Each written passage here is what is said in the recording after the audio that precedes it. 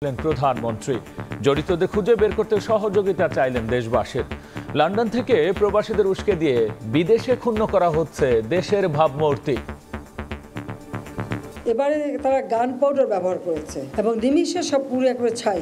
যারা এসবের সাথে জড়িত সারা বাংলাদেশের আনাচে গানাচে যে যেখানে আছে তাদের খুঁজে বের করুন। লন্ডন থেকে নির্দেশ দেয় যেখানে যেখানে বাঙালি আছে সেখানে সেখানে আন্দোলন করতে হবে। যাদের জন্য আজকে বিদেশে বাংলাদেশের ভাবমূর্তি নষ্ট হচ্ছে, আমি তাদের বিচারের ভার এদেশের জনগণের উপরেই দিয়ে যাচ্ছি।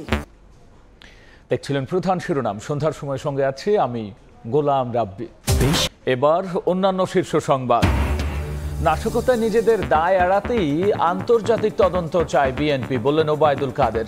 ব্লক রেড দিয়ে চলছে বিরোধী ধরপাকড়, মির্জা ফখরুলের বিবৃতি। সারা দেশে স্বাভাবিক হচ্ছে জনজীবন। রাজধানীতে ৯ ঘন্টা কারফিউ শিথিলে ছুটির দিনেও বাড়ে মানুষ ও যানবাহনের চলাচল। সহিংসতায় নিহতদের স্মরণে মসজিদে মসজিদে দোয়া। এবং প্যারিস অলিম্পিক উদ্বোধনের আগে ফ্রান্সে দ্রুতগতি রেল নেটওয়ার্কে সিরিজ হামলা, বন্ধ ট্রেন চলাচল, শিডিউল বিপর্যয়ে ভোগান্তিতে ৮ লাখ যাত্রী, নিরাপত্তা জোরদার।